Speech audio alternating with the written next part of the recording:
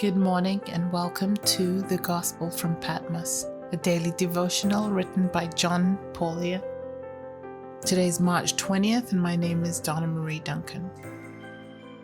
John the Apostle writes in Revelation chapter 3 verses 12 and 13, "The one who overcomes I will make a pillar in the temple of my God, and that one will not go out of the temple any more.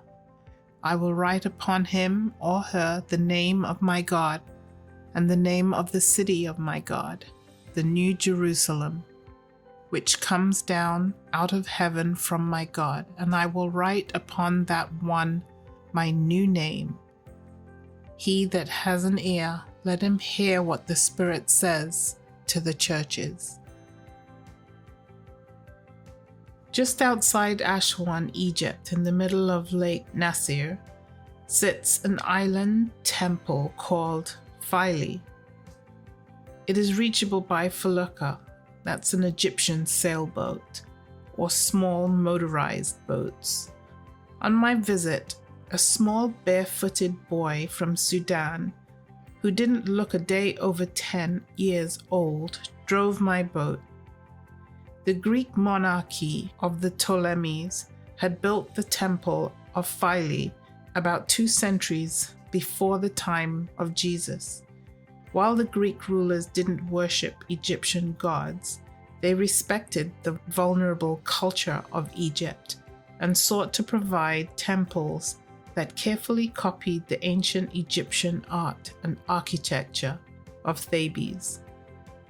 Because of its relative youth and the fact that sand had covered it for hundreds of years, Philae today remains in remarkable condition compared to the ruins of Karnak and the area around the Valley of the Kings. Its roof is intact, and so is the artwork inside, including colorful paintings, amazingly preserved even after 2,200 years. Like other ancient Egyptian temples, and like the Temple of Yahweh in the Bible times, one passes through a gigantic gate into an outer courtyard. Another gate opens into the temple structure itself, with successive chambers leading to the tiny inner shrine that is the holiest part of the whole complex. At each level of holiness, access became increasingly limited, until only the highest order of priests could enter the inner shrine.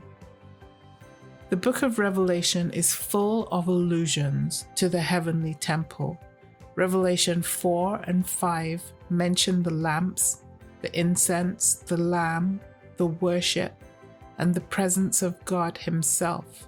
Revelation 6 verse 9 speaks of the altar of sacrifice, and Revelation 8 verses 3 to 5 and chapter 9 verse 13, the altar of incense.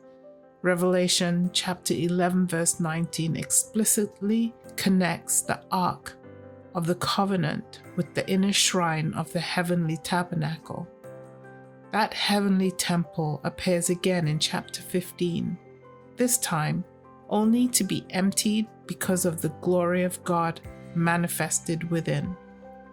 The book declares that the people of God perform priestly service before Him day and night in His temple. The promise to Philadelphia includes permanent dwelling in the innermost part of the heavenly temple. Christians will always be in the divine presence. This means that they would have a major role in the governance of the universe. Though often weak and despised on earth, God's servants will be elevated to the highest place in eternity. Dear Lord, prepare me now for the glorious role you have in store for all your people. Amen.